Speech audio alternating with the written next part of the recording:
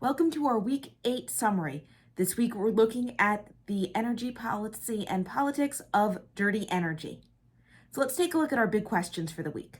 First, what are fossil fuels and what fossil fuels does the US consume? Second, how has fossil fuel consumption changed in the US and elsewhere over time? To what extent and in what way does government policy affect energy prices? And to what extent and in what way does government policy affect the coal industry specifically? This week, we're going to start with a video called Meet the Fossils. And this video teaches us what fossil fuels are, where they come from, and gives sort of an idea of how much fossil fuels we as humans consume.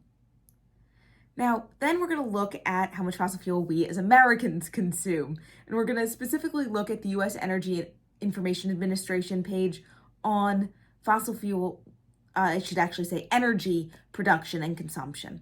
And you'll notice that on this page, there's quite a bit of data. I encourage you to really just look at the data visualizations, things like pie charts, line graphs, that sort of thing, and just skim through the reading on there. The idea is just to sort of get a big idea of our energy use and consumption. You don't have to get bogged down in the details, but I will highlight some key details that you should be aware of. First, you should notice that in 2022, the year the data is from, petroleum, natural gas, and coal accounted for about 81% of total U.S. primary energy production. Natural gas consumption is actually increasing in its share, while the use of coal is decreasing. We can also see that renewable energy production and consumption are increasing, but we're going to get to that more next week. So once you've got sort of this overview of what fossil fuels are and which ones we use, we then want to look at two articles from the Council on Foreign Relations about oil and gas. The first, how the oil and gas industry works in the US, helps give us a lot of context for the data we've just learned about. It also helps place the US within the world, comparing our energy consumption with the oil and gas consumption and production in other nations. Critically, it also discusses the debate over energy independence and the role of the US government in shaping the fossil fuel industry. So those are going to be critical because those really have to do with energy and environmental politics. And so energy independence is a really interesting debate because it brings in a lot of different and often competing considerations and is shaped by factors like geopolitics, technological advances, and of course, climate change. So we see that this debate centers around basically, should the US be independent of other nations' energy? Should we produce all our own energy sort of in-house, so to speak? And there are a lot of considerations to keep in mind whether we should or not. Now, one way that the US ensures some level of energy independence is by maintaining the Strategic Petroleum Reserve, or the SPR. And that's our second Council on Foreign Relations article. It's about the SPR.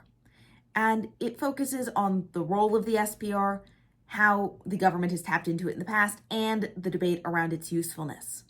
So notice in this article that we get into a lot of nitty-gritty about the government, right? And it says that both the president and Congress have some control over the SPR, and that has led to clashes in the past, where presidents have wanted to, say, increase the size of the SPR and Congress hasn't gone along with it. Or presidents want to use more of the SPR, but can't get congressional approval to go over the amount that the president can do of his own accord, on his own prerogative. Now, one controversy that is mentioned about the SPR that's especially relevant to our class on environmental politics is this emphasis on gas prices and the elections. So the article mentions that some have accused Biden of tapping into the SPR just before the 2022 midterm elections in order to help reduce gas prices and encourage people to vote for his party, right? Biden's a Democrat, and if gas prices are low, people will want to vote for the president's party. yay, he's doing well. So let's usher in more of his partisans into Congress so that hopefully, he can do more good stuff, right? He can keep prices down still. So people accuse Biden of tapping into the SPR to reduce prices in order to get more Democrats elected in 2022. Now, the flip side is perhaps Biden did this because of geopolitical circumstances. And of course, we know that without congressional approval, Biden can only use so much of the SPR in the first place. So what do you think about that? Now we're going to shift our focus and look at coal. Now, coal, we first sort of learned a bit about when we looked at West Virginia versus EPA during our examination of the court. That case has been called a big win for the coal industry. But as the Bentoff article mentions, this may not have helped the coal industry all that much because of various other factors. For example, the decreasing price of natural gas because of technologies like fracking. The coal industry has been struggling for a while and continues to struggle. Couple that with the fact that natural gas burns cleaner than coal. That's not to say it's clean energy. Natural gas is still dirty energy, but it's cleaner than coal. So public demand has shifted away from coal and towards products like natural gas, which are cleaner, and of course to clean energy altogether. So even with this win, the coal industry is declining. We can see that the government doesn't have total control over these industries, right? There are a lot of other factors at work. And that has not stopped Senator Joe Manchin from trying to protect the coal industry. And the CNN article I assign points out Manchin's deep ties to the coal industry.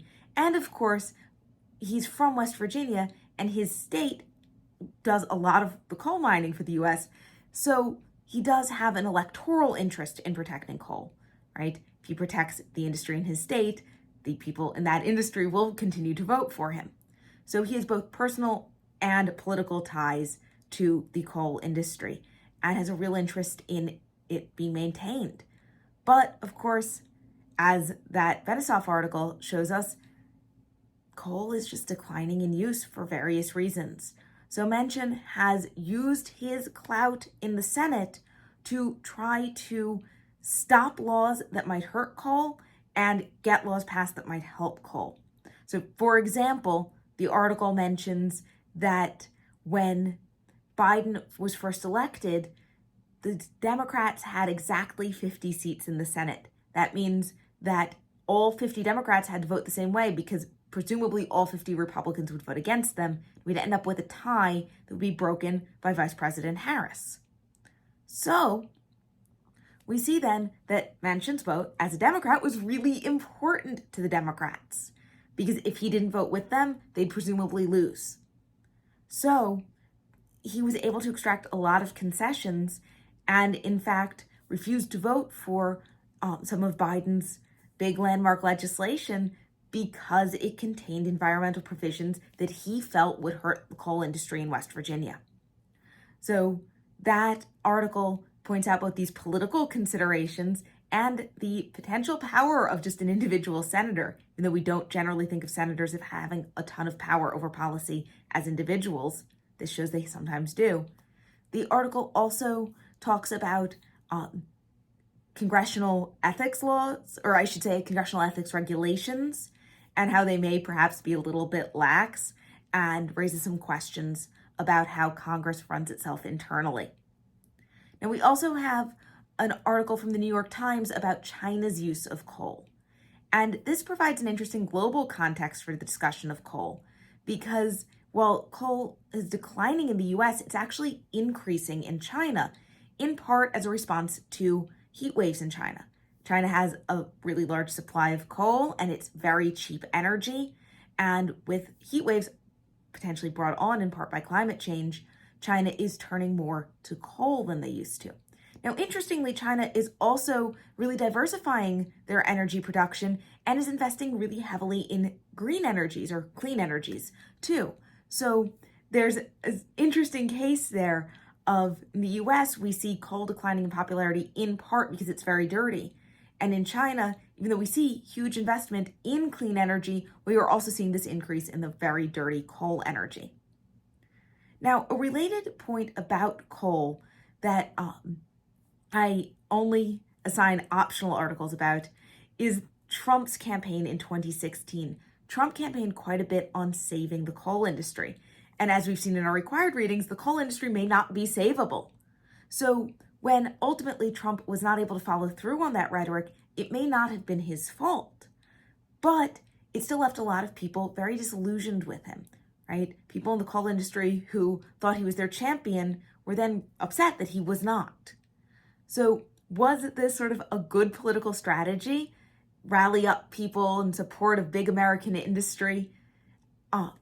Or was it maybe a miscalculation because perhaps it lost him voters in 2020? So just think about how coal or other energy sectors might play a role in our national politics. So that is what two of the articles I assigned touch on. There's one from the New York Times and one from a Yale professor that both examine Trump's promises on coal. And there is also a deep dive from Politico into Joe Manchin's connections with the coal industry. Our key takeaways for this week are that the vast majority of U.S. energy comes from dirty energy sources, but what specific sources they are has shifted over time, and we are seeing that dirty energy use is declining and clean energy is becoming more common. The president and Congress often have to work together to set energy policy. But even when they do, there are market forces, international events, and weather events that can make it really hard for them to control energy prices and regulate energy markets. The political realities that exist both protect the coal industry and mean that coal will likely to continue declining in use.